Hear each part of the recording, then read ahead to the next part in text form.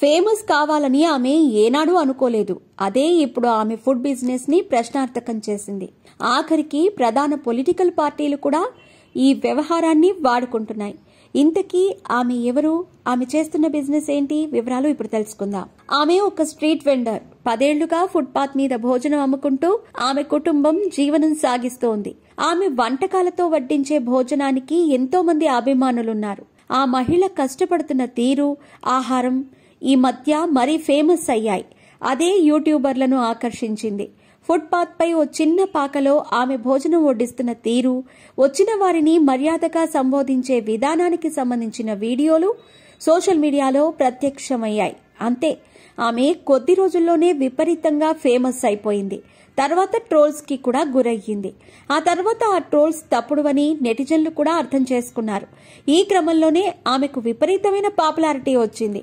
అదే ఇప్పుడు ఆమె వ్యాపారానికి అడ్డంకిగా మారింది.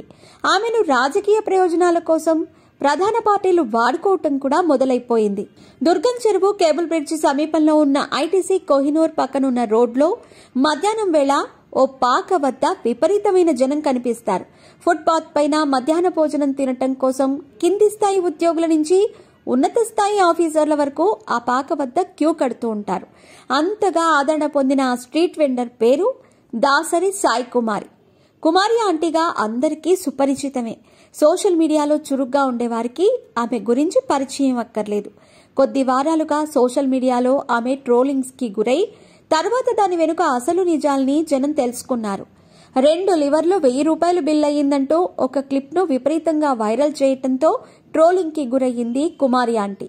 ఆ తర్వాత దాని వెనుక అసలు ఏం జరిగిందనే దానిపై దాసరి సాయి కుమారి క్లారిటీ ఇచ్చారు. దీంతో మళ్లీ ఆమెపై జనాల్లో సాఫ్ట్ కార్నర్ ఏర్పడింది. ఈ క్రమంలోనే రోజురోజుకు ఆమె వద్ద భోజనం కోసం జనాలు పెరిగిపోవటం ఎక్కువైపోయింది. అన్నం తినడానికి వచ్చిన వారు వారి వాహనాలను రోడ్డుపై ఎక్కడికక్కడ పార్క్ చేస్తూ ఉండటంతో పోలీసులు ఆమె వ్యాపారాన్ని మోయించారు. ఓ ఇంటర్వ్యూలో కుమారి ఆంటీ మాట్లాడుతూ తమకు ఆస్తులేమీ లేవని, ఊళ్ళో జగన్ ఇచ్చిన ఇల్లు మాత్రం ఉందని నోరు జారారు. ఇది మరో సమస్యను రేకెత్తించింది. ఆ క్లిప్ ను వైఎస్ఆర్సీపీ సోషల్ మీడియా విభాగం వాడేసుకుని సామాన్యులైన స్టార్ క్యాంపెయినర్లు అని సీఎం జగన్ చెప్తే వెటకారం చేసిన పెత్తందారులకి దిమ్మ తిరిగిపోయేలా దాసరి సాయి కుమారి చేశారు. ఆమెకు తనకంటూ ఆస్తి ఉందంటే అది జగనన్న ఇచ్చిన ఇల్లు మాత్రమే అని ఇంటర్వ్యూలో చెప్పింది అని ఒక పోస్ట్ చేసింది. ఇంతలో హైదరాబాద్ పోలీసులు జనవరి 30 మంగళవారం మధ్యాహ్నం సాయి కుమారి వ్యాపారాన్ని అడ్డుకున్నారు. అక్కడ జనాలు ఎక్కువైపోయి తమ వాహనాలను రోడ్డుపై ఎక్కడికక్కడ పార్కు చేస్తూ ఉండటం, ట్రాఫిక్ కు ఇబ్బంది కలుగుతూ ఉండటం వల్ల పోలీసులు ఆమెను అడ్డుకున్నారు. రోజులాగే ఆటోలో ఆహార పదార్థాలు తీసుకురాగా పోలీసులు వాటిని కిందికి దింపనివ్వలేదు. దీంతో ఆమె మీడియాతో మాట్లాడుతూ ఆవేదన వ్యక్తం చేశారు. తన ప్రమేయం లేకుండానే తనను ఫేమస్ చేశారని, అదే తనకు శాపంగా మారిందని వాపోయింది. ఈ వ్యవహారంపై వైఎస్ఆర్సీపీ మరో పోస్టు కూడా చేసింది. ఈ వ్యవహారాన్ని రాజకీయాలతో ముడిపెట్టింది. మొత్తానికి చంద్రబాబు, పవన్ కళ్యాణ్ ఇద్దరికీ సీఎం జగన్ పేరు వింటేనే వణుకు పుడుతోంది. అందుకే జగనన్న పాలనలో ఇల్లు వచ్చిందని చెప్పిన చిరు వ్యాపారి కుమారి మీద అక్కడి ప్రభుత్వం చర్యలు తీసుకుంది. తమ చెప్పు చేతల్లో ఉండే ప్రభుత్వం ఉండటంతో ఆమె మీద దాడులకు ఈ దత్త తండ్రి కొడుకులు ఉసిగొల్పారు. జగనన్న అభిమానిని చూసినా మీకు భయమని చెప్పటానికి ఈ ఒక్క పరిణామం చాలు అని మరో పోస్ట్ చేసింది.